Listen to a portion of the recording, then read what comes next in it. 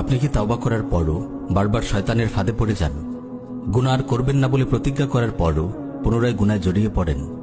মনের সব জোর একত্রিত করেও গুনাহ থেকে বেরিয়ে আসতে পারছেন না? আমার ভাই, এ নিয়ে হতাশ হওয়ার কিছু নেই। আমার কথাগুলো মন দিয়ে শুনুন।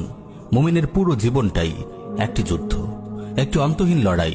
এ লড়াই কুপ্রবৃত্তির বিরুদ্ধে, শয়তানের বিরুদ্ধে। ইমাম ইবনুল কাইয়িম রাহিমাহুল্লাহ তার কালজয়ী রচনা উদ্দাতুস সাবিরিন গ্রন্থে বলেন, বালেগ হওয়ার পর থেকেই মুমিন ও শয়তানের মাঝে বেঁধে যায় এক ভয়াবহ লড়াই। মুমিন তার আকল, ইলম, সবর ইত্যাদির মতো হাতিয়ারগুলো নিয়ে কুপ্রবৃত্তি ও শয়তানের বিরুদ্ধে ঝাঁপিয়ে পড়ে। শয়তানও তার দলবল নিয়ে মুমিনের উপর হামলা করে। কোনো ফয়সালা না হওয়া পর্যন্ত এ লড়াই অব্যাহত থাকে।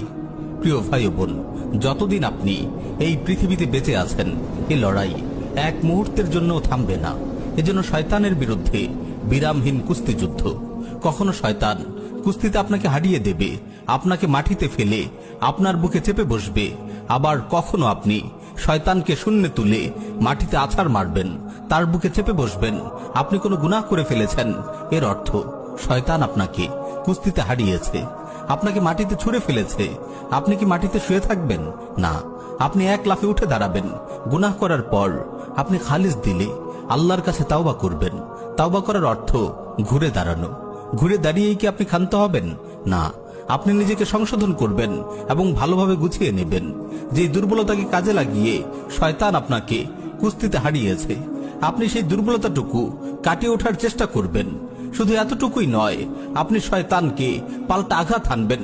আপনি ন্যাক আমল করবেন। ন্যাক আমল করা মানে শয়তানকে পাল্টা আঘাত করা, তাকে কুস্তিতে হারিয়ে দেয়া, তাকে মাটিতে আছাড় মারা।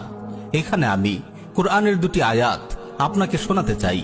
ইল্লাল্লাযীনা তাবু ওয়া আসলাহু ওয়া আতাসামু বিল্লাহ ওয়া আখলাসু দীনাহুম লিল্লাহ ফাউলাইকা মাআল মুমিনিন ওয়া সাওফা ইউতিল্লাহুল মুমিনিনা আজরান আযীমা।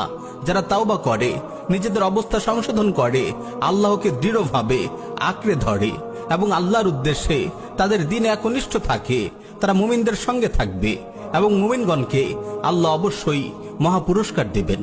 এই আয়াত থেকে আমরা জানতে পারি, কেবল তাওবা করলে হবে না, বরং তাওবার পর নিজের অবস্থা সংশোধন করতে হবে এবং কোরআন সুন্নাহকে দৃঢ়ভাবে আঁকড়ে ধরতে হবে।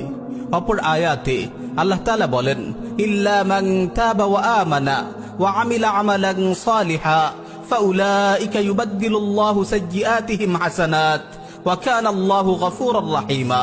যারা তাওবা করে, ঈমান আনে ও নেক আমল করে, আল্লাহ তাআলা এমন লোকদের গুনাহ সওয়াব দ্বারা পরিবর্তন করে দিবেন।